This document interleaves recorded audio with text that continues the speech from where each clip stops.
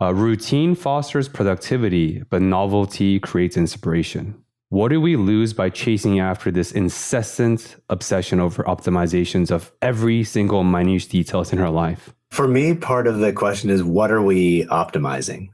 And we tend to optimize things that we can count well or track well. How well am I doing as a dad? My watch doesn't have a automatic sensor that tracks my dad. It can track my heart rate. It can track my steps. But there's so many things in life that we can't measure like that. We can't optimize in that same way. We can't say, I'm 6% better today than I was yesterday. Look at the graph that my phone generated for me.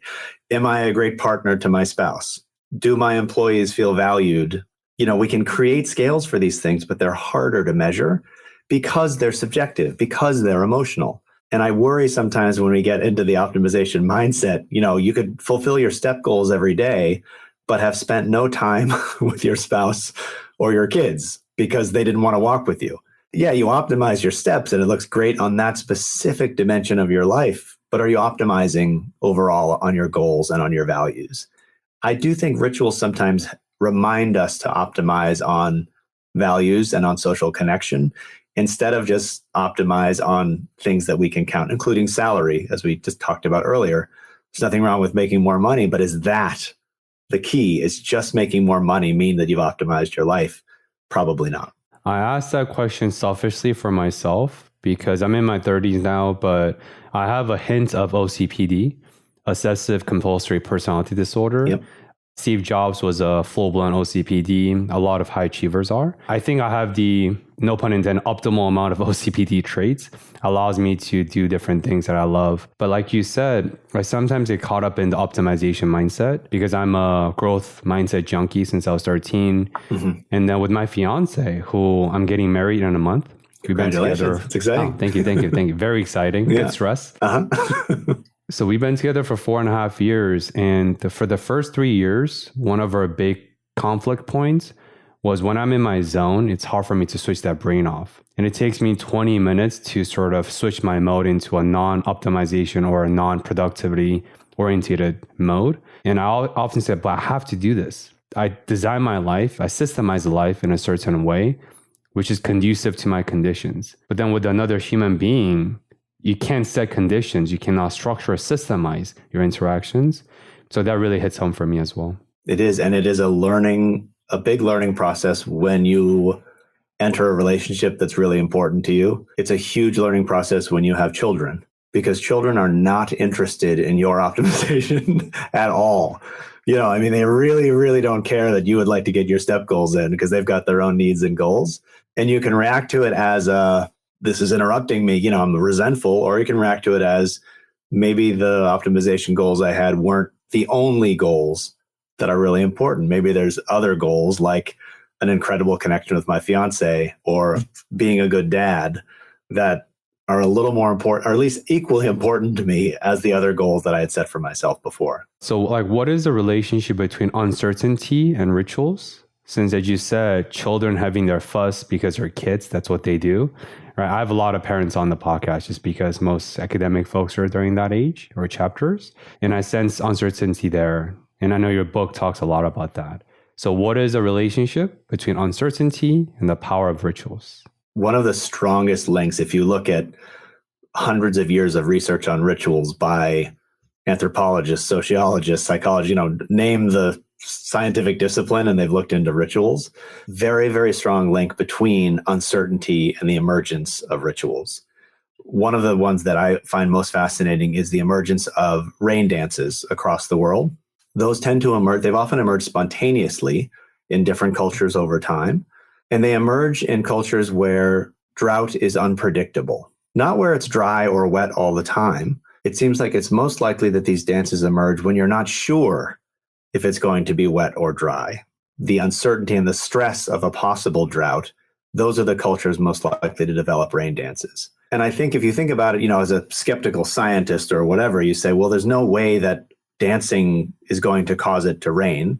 They're not using their resources wisely or whatever other judgment we might want to make. But when you really look at what's happening on the ground, when there's times of drought, people start to lose social connection. They start to be competitive and selfish, of course, as we all would, because we're stressed out. And rain dances are a way to bring a culture back together and affirm our shared connections, affirm that we have a history together, that we've gotten through things before together, and we can get through this together now. And if you think about, I don't like the word rational, but, should you dance in order to make it rain? The answer is no, because it's not going to make it rain. But is it a very wise idea for cultures to create rain dances under the conditions of uncertainty? I think it definitely is, because they're serving this purpose that's really important. And that idea that uncertainty prompts ritual, sometimes to us it can look like that doesn't make a lot of sense. But when you really think about the psychology of the people involved, often you say, actually, that makes perfect sense. That is, in fact, a pretty reasonable reaction to an enormous amount of uncertainty in our lives. I want to go into loneliness. I talk about loneliness, the epidemic, quite often on the show and also in person, since I see the detriments of that every single day in my clinical practice. And I'm sure you sense it on campuses, right? Every professor says this. Loneliness is on the skyrocketing, especially for a lot of men, since research shows that men tend to have less social avenues as women do, right? And this is why single men die faster than married men, generally speaking, in addition to risk adversity and things like that. What are your concerns, if any, with the rising of loneliness epidemic in America, either through research or just from what you know? You mentioned earlier that, at least in some cultures, traditional rituals or religious rituals are a little bit on the decline, meaning fewer people participate in them than they might once have. And you can be agnostic as to whether that's a good or bad thing on average. But one of the things that those sorts of rituals do, similar to rain dances, is they do bring us together. A funeral, for example, is a time where a group of people who have in common that they lost someone that they loved have to, and I don't mean in a bad way, but I mean have to come together to honor that person. Meaning, wherever they are in the world, they have to fly or drive or take a train or whatever to get to that place and be together for at least an hour, let's say. Different faiths have different lengths of time that you grieve and things like that. But at least we're together at least once. And of course, what that does is it's social support. That actually is a thing that humans have created in order to force us to be with other people at a time when we're really grieving. The irony is that the person we all loved isn't there. So if you think about a wedding, it's similar, but the person that we love is there and we all gather together. A funeral's ironic because they're gone, but it has the same purpose of bringing us all together. And when we lose those communal rituals like that, what we lose is it's forced, yes, but it's also genuine. I'm going to see my family and friends for sure, at least on that day, which means I've got more social connection and social support than if I never see them at all. And that to me is one of the risks of losing, to the extent we are losing rituals of this kind that are, they're cultural rituals, they're national rituals, they're religious rituals. Almost always those have an element of bringing us together with the people that we love, the people that we're related to, even if we don't love them. And that, I think, is a helpful thing to keep us not being completely isolated. At the same time, people can come up with their own new group rituals and new things to fill in those gaps. And that's what we see in our research as well, is that people don't just let them go. They come up with new ones. But I do think a lot about that, if Thanksgiving in the US doesn't exist anymore, many people would say, oh my, thank you, for so many reasons, thank you. I don't want to ever have that holiday again. And yet we also might lose something by not forcing all of us to travel to get together on that one day. It's interesting, a lot of people who are anti-religion, since atheism is not equating to anti-religion, a lot of people say, oh, I don't want to celebrate Christmas, since Thanksgiving is not really religiously affiliated as much as Christmas is. So they, I hate Christmas, just get rid of it. I ask, what are you going to replace it with? Yeah. Are you going to replace Christmas or Easter or Thanksgiving with just another day? You already have 363 other days. You want another one to replace this curated or artificial meaning, whatever? It doesn't make sense to me, even if you don't believe it.